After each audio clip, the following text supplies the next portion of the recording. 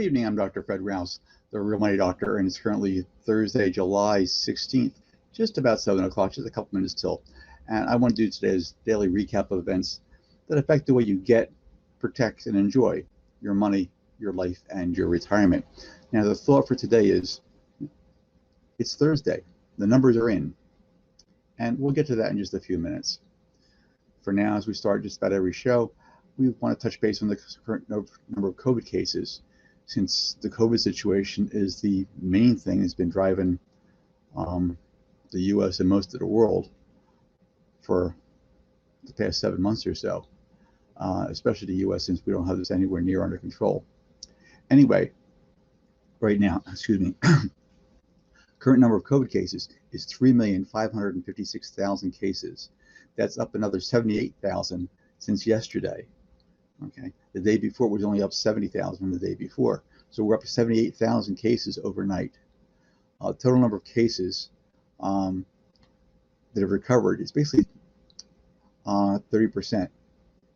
Just about 30% of the cases have recovered, and of the total number of cases at 3,556,000 cases, 4.05% of those people have died.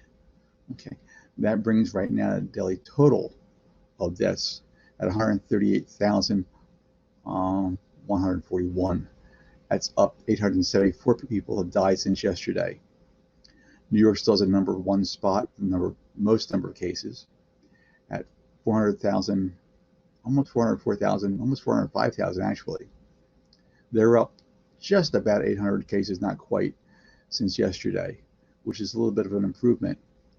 The deaths right now in New York State are at 32,446. Same as yesterday, just 19 people died overnight. I'm sorry, just 19. These are real people. Okay. For every person that passes, pretty much 5 to 8 people are impacted. Family, friends, co-workers, someone was impacted. So this is sort of wide-reaching, and I don't want to minimize that, the people. Okay, it's very, very important that we understand these are just numbers that we're talking about, but each one of these numbers represents somebody. Okay, somebody's mother, somebody's father, somebody's sister or brother, somebody's co-worker, and I don't want to ever forget about that, and hopefully you won't either. Now, California's at the number 2 spot, the second number of highest cases. Right now, they're totaling at 355,463 cases. They're up 6,200 cases since yesterday. They had about 7,300 people, or 7,376 people have died so far in California. That's up 90 since yesterday. That's a bit of an improvement because the day before they were at 169. So they've had some improvement in the deaths anyway. Their case count is still up though. Florida's at the number 3 spot. Texas is at number 4. New Jersey's still at number 5. Illinois has a number 6 spot, that hasn't moved. Arizona's at number 7. Georgia's at number 8. Interesting things are happening down there. We'll get to those in a couple minutes. Massachusetts at number 9. Pennsylvania remains at number 10. Now, as I'm speaking right now, COVID cases are rising in at least 40 states right now. Florida is still reeling from the pandemic. Right now, 315,775 positive cases have been reported across the state of Florida, according to the statistics released from the state. Okay, now, that's an increase of 13,965 cases, 13,965 cases from yesterday. A total of 8,626 people are currently hospitalized across the state. Florida's health department reports that 156 new deaths just overnight. Okay, the most yet in any 24-hour period. 156 new deaths in Florida just overnight. Okay. They're reaching highs they haven't seen before. Their healthcare system is getting strained like they had never seen before. Okay. When New York was under the gun And there were constant news clippings, okay, in the news, constant video clips, YouTube clips of healthcare workers in hospitals, how bad it was. And people didn't believe those things. Well, now it's happening in Florida, and the same things are happening. Not yet to that degree, but they're starting to happen there in Florida also. Now, a total of 4,677 deaths have been reported so far in this state. Now, Florida Governor Ron DeSantis said that some of the private laboratories, okay, in the state are, that process the coronavirus tests. They may be losing their contracts if they don't provide results within 2 days. Ron DeSantis is an interesting kind of guy. Don't know how close to reality is, but he's an interesting kind of guy, and he runs a state right now. At least he's taken charge with the labs that he wants the test results back in 2 days, because you can't do any contact tracing. It's useless, okay, when your results are 7 or 8 days out, like it is in a lot of states right now. So he's stepping up to that one at least. Now, Miami hospitals have reached 95% capacity because of the growing, COVID pandemic.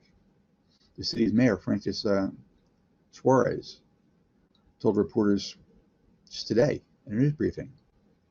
Now, the demographic, okay, with the highest infection rate is people between 18 and 34, who represent 27% of the population in that area. Now, he said they're going to go back to home and infect everybody in the household. Now, the local surveys in the area showed 33.7% of the respondents reported being infected by a family member.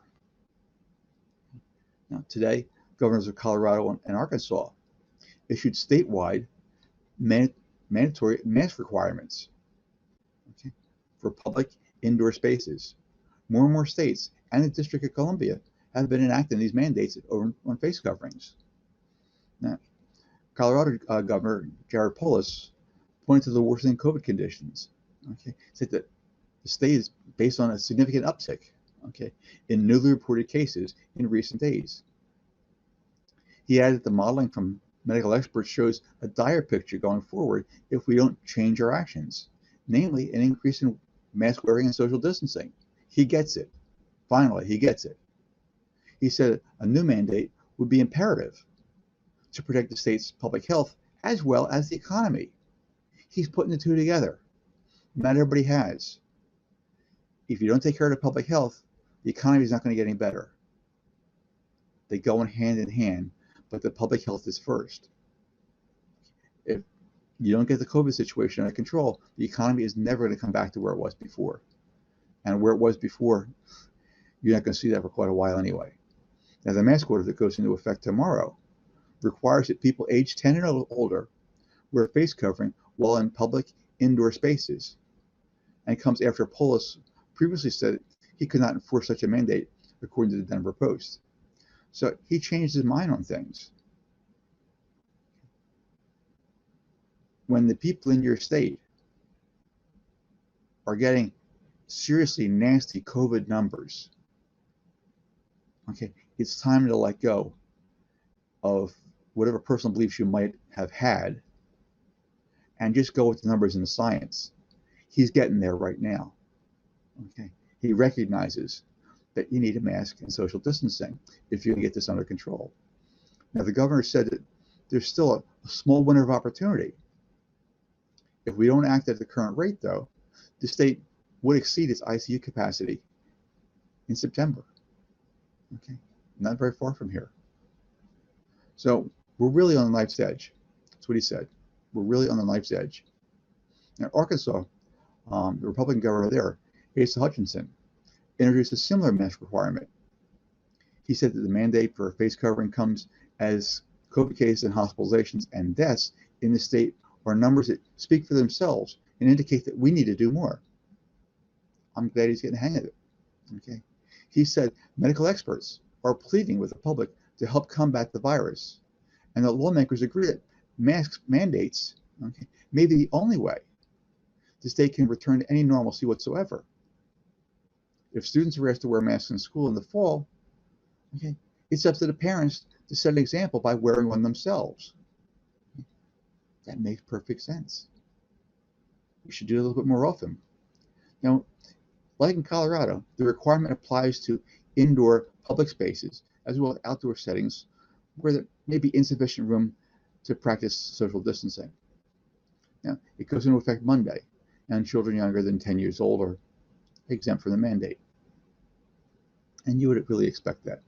It's hard enough if it was somebody under 10, just to control them to any degree, put a mask on our face and things happen. They're not going to keep it on there. It'll be on top of our head anyway.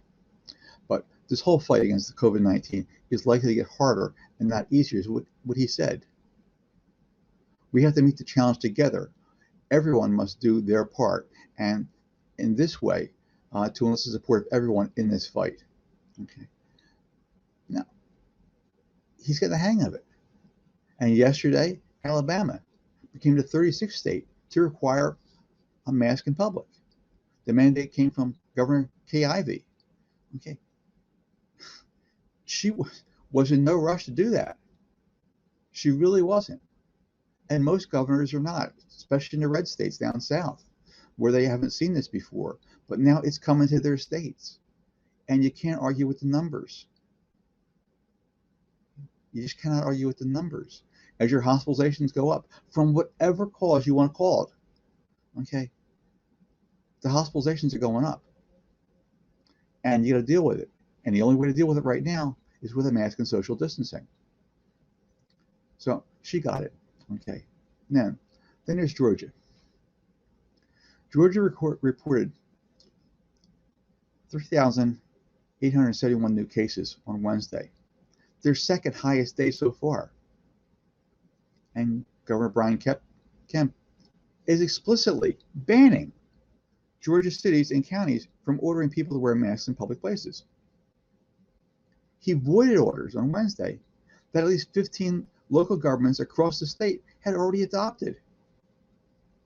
Now, he's instead trying to encourage voluntary mask wearing, including telling fans that reduced infections would come from wearing masks and would make the college football season possible.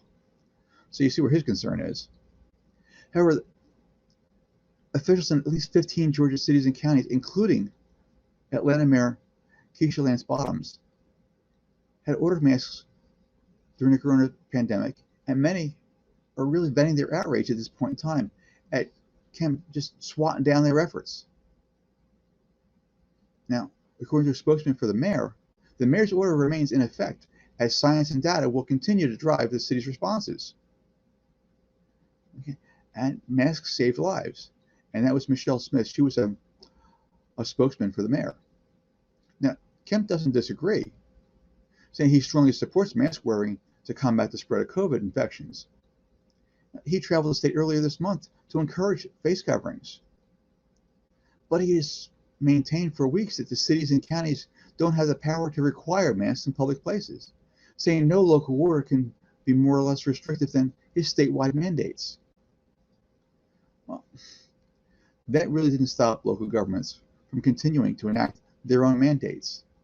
So on Wednesday, okay, an otherwise routine renewal of rules governing business operations and order medically vulnerable people to stay at home, Kemp made that prohibition absolutely explicit. Okay. He went on so far as to say local governments could not order masks on their own property, which would include Atlanta's airport, even though national health officials have called for people to use masks. He understands the need for them. For some odd reason, he thinks he can't order it, and he's actually stopped every city and county in the state from mandating those masks also. Now, President Trump's administration has not really issued any national guidance on this. What a surprise. Okay, at least 25 states and the District of Columbia now actually require masks. Now, Kemp is not only shying away from a statewide order, but trying to actively bar local governments from instituting their own. That leaves him really standing virtually alone. In the South, okay, Republican governors in Tennessee, South Carolina, and Florida resisted calls for statewide mask mandate. But allowed local jurisdictions to implement them themselves. Republican governors in Alabama, Texas, Democratic governors in Kentucky, Louisiana, and North Carolina have issued statewide mask requirements. Most understand the necessity for wearing a mask and social distancing. But even as I speak, some people still think the earth is flat. It's okay, I don't associate with them. However, today, Target, CVS, and the grocery chain Publix also announced new policies requiring customers to wear masks. Okay, just a day after Walmart and Kroger and Kohl's did yesterday. Now, as news cases continue to emerge, at least 27 states have paused or actually rolled back their plans to reopen their economies. The markets today, they took a little bit of a hit, nothing dramatic. They closed down to about 26,700, down 100 or so points, nothing dramatic. And there was going to be a continuous up and down days based on news stories, but there's not going to be any real change until the COVID situation is really under control. And that brings me to the thought for today. It's Thursday. The numbers are in. The unemployment claim numbers from last week are in. Another 1.3 million jobless claims. That's the 17th week in a row now that jobless claims are over 1 million. If you're one of them, okay, you're not having a good time, and you're not likely to have a good time for a while. If you're not one of them, be thankful for what you have, because a lot of people are actually hurting financially, big time. Help these folks out when you can. Okay. The people that are out of work are not people that are used to being out of work. Okay. These are middle-class workers, have families generally. Okay. These are people who keep things running in the background for years. Being out of work is a new phenomenon for these folks. Okay. It's hitting people like nothing they ever had before. A lot of these people end up in food lines. And with the unemployment, the federal unemployment boost going out at the end of the month, pretty much, another 2 weeks, it's going to get real interesting for these folks. So if it's not you, and it probably isn't you if you're watching me, okay, what do? The COVID thing is here right now. It's 7 months in, and it doesn't look like it's going to get any better anytime soon. Now, you can say what you want about the entire situation, about the politicians, and whether or not it's real, or whether or not you should really be forced to wear a mask, and whether or not they should just start reopening everything or shut it all down. Okay. What is absolutely undeniable is that no matter what you think may have caused or contribute to it, there are a lot of businesses that are shut down right now. There's a lot of people out of work. A lot of people actually getting hospitalized. A lot of people dying. How's it all affect you? Other than serious health risks to you and your family, and the major inconvenience of the whole thing so far, time keeps clicking away every day. If you're 50 plus and you were thinking about retiring at some point in time, you may have had some money saved. Okay. You knew it was going to be enough for you to be comfortable before all this thing got started. You may have been wrapped up in daily events, and there have been a lot of them over the last 3 years.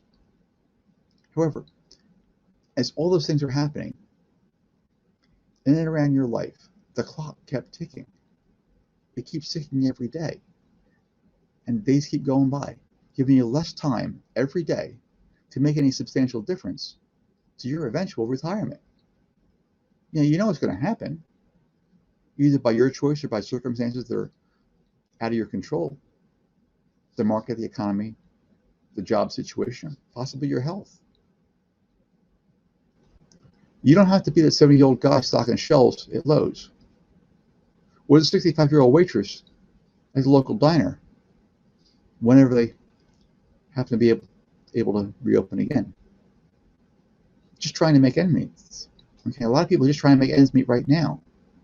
At this stage of your life, do you really want to move into the room with your kids in their house because you don't have enough money to keep your own place? It doesn't need to be that way. Okay. You've got a very short window of time to be able to make a real difference in your life. I know you've been, looking around and you just haven't figured out exactly what to do to change your money situation right now. You know that you're doing okay right now, but you also know it's just not going to be enough for the rest of your life. Okay? So, how do you make a difference? What do you do? I'm Dr. Fred Rouse. I'm the Real Money Doctor. My only goal is to help you get, protect, and enjoy your money, your life, and your retirement.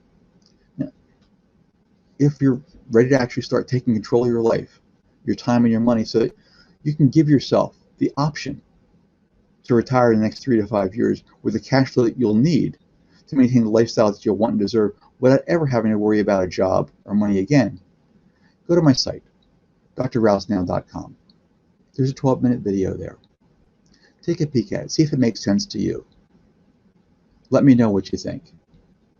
Schedule a call. Okay. You can't buy anything on the call. I just want to see. Do you have a need or not? Can I actually help you or not? And 3, do I think we can work together? So go to the site, drrousenow.com. See if it makes sense to you. For now, I've enjoyed spending some time with you tonight. I look forward to seeing you again tomorrow on Friday, around 7 o'clock or so. And we can do this again and see what happens tomorrow overnight. Thank you.